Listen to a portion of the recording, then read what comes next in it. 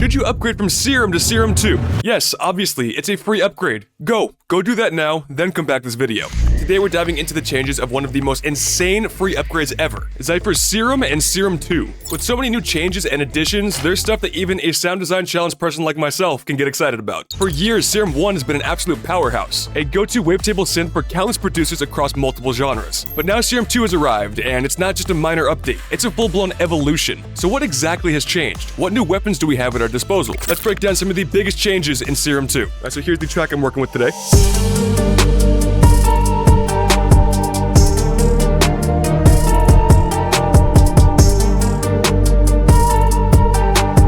So one of the first things you'll notice here is that Serum 2 feels very familiar, but it's also very clearly more. There are some pretty obvious changes here, but let's start off a bit smaller, the presets. Now, I know that most people are going to want to talk about sound design and don't give a damn about any sort of presets, but this is something that everyone can utilize at any skill level, so we'll be starting here today. One of my constant complaints about Serum 1 is that all the presets felt like they had a similar sound geared towards one genre, electronic, which I'm not an electronic producer, but with this new Serum 2 upgrade, we have a much more versatile library of plug-and-play sounds here. Everyone can use these. Trap producers, lo-fi, EDM of course, and there's even a couple options here for people making metal too. So let's go over some of them now. So you click on the presets over here, factory, there's also these Serum 1 presets over there too, but obviously I want the more expanded list, where you can immediately tell that it's more geared towards different sort of genres too, other than just electronic, because we have stuff like 808s inside of Serum 2, which is awesome. We also have a category for acoustic and electric guitars too. Like, it's way more versatile here. Let's start off with the bells here.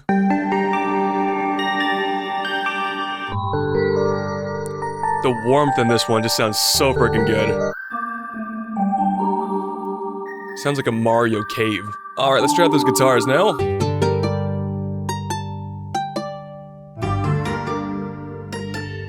Like, by no means do they sound like actual acoustic guitars in the sense of you'll mistake them for real sounding guitars, but they still sound really good and like very high quality. Ooh, I like this one a lot. I want to turn on my reverb and delay real quick.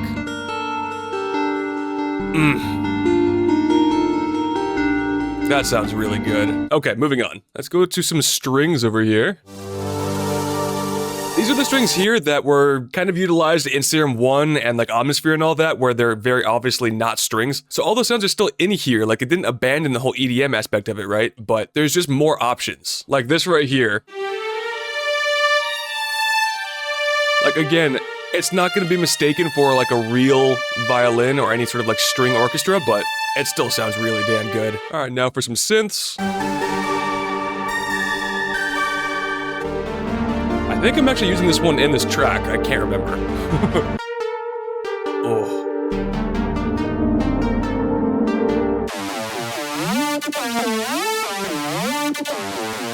That's kind of sick. It's got like a sequencer on it, too, like a pattern.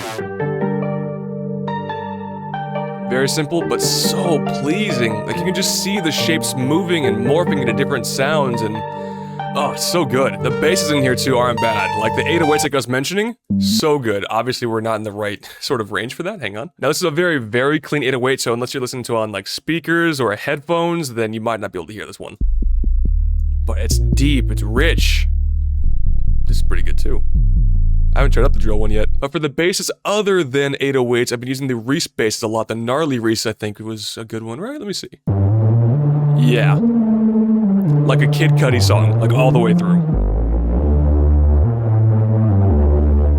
So good. And again, there's so many different options here, like drum kits and loops and all loops. Why does that go kind of hard? I'll be honest with you guys, I have not gone through the loop section here. This is all very new for me.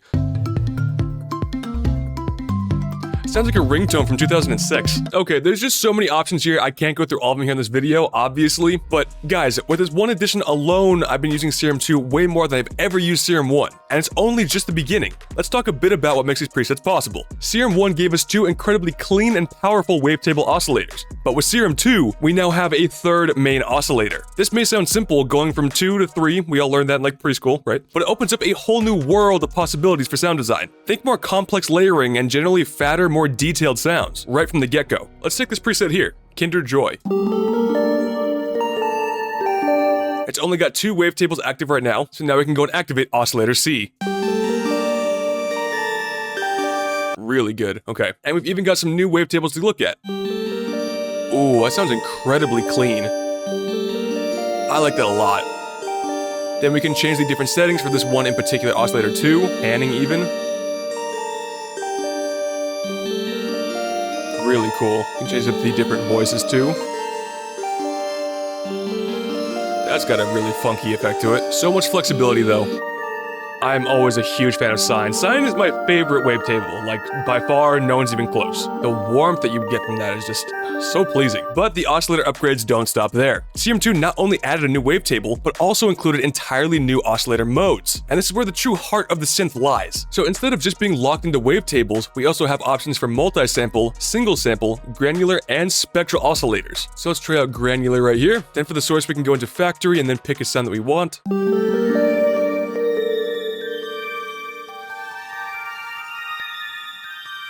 So now we can take any sample that we want and turn it into little clouds of tiny grains that we can manipulate and change to create evolving textures, glitchy effects, and truly unique soundscapes. And yes, it has full Serum modulation capabilities, like dual warps on each grain.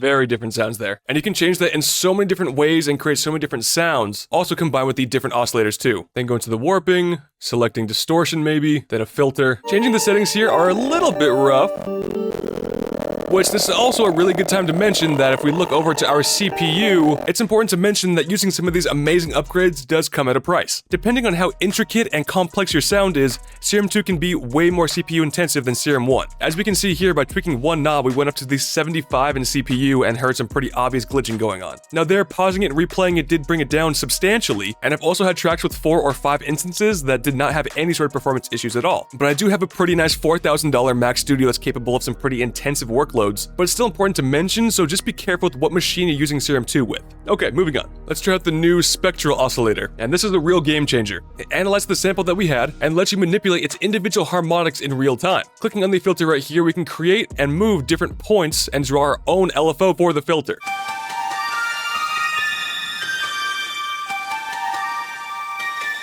So if you want something a bit warmer, all you gotta do is something like this.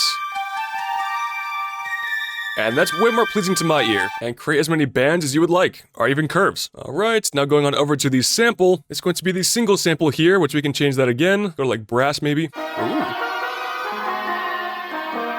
Can change different things there, like the voices once again, you can scan it so it goes through quicker.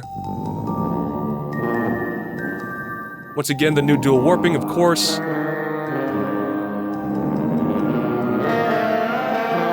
Pretty easy to understand stuff over here, so now going from sample to multi-sample, this turns Serum 2 into a proper instrument player, capable of loading complex velocity-layered sound libraries like pianos, orchestral sounds, guitars, and more. Let's load that up now.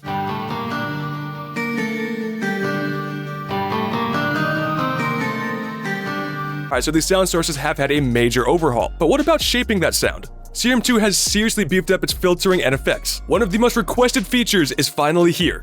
2 filters. You can now run them in series for more complex tonal shaping to get some seriously dialed in results. And the filter selection's also been massively expanded too, with some new analog model options. But the effects section? It's been completely reimagined. We now have 2 dedicated buses in addition to the main output, all managed through a brand new mixer view. This gives you much more control over your sound. We also have some new effects too, going to plus. We have a dedicated convolver effect now.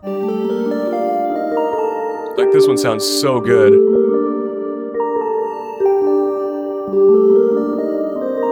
And that's not the only new addition. We've got a bunch of different new effects over here too, including some frequency splitters to separate the low and high, the low, mid, and high, or even split the mid and side of your signal too. Alright, now to go a step further, here are a few tracks that I've made using Serum 2. So we've already heard this one.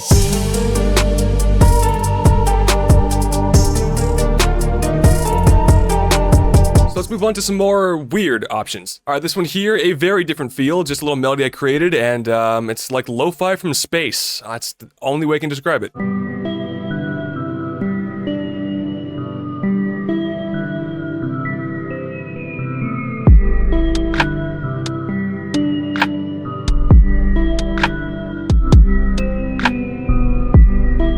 That one's weird, man. Honestly, I haven't really been happy making tracks unless it's extremely experimental recently, so these might be some weird demos. This next one, I wasn't going to show presets for this one because the whole point's like the overview of everything, but I have to show this one. Remember the option I was talking about for like metal music? This one, maybe not like death metal, but like 80s hair metal. This preset sounds phenomenal.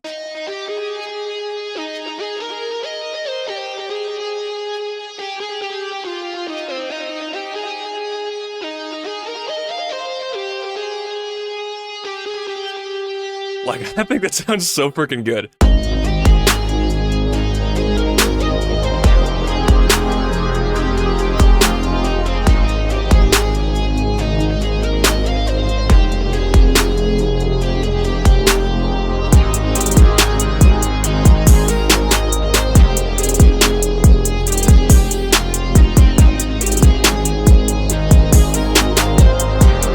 Damn.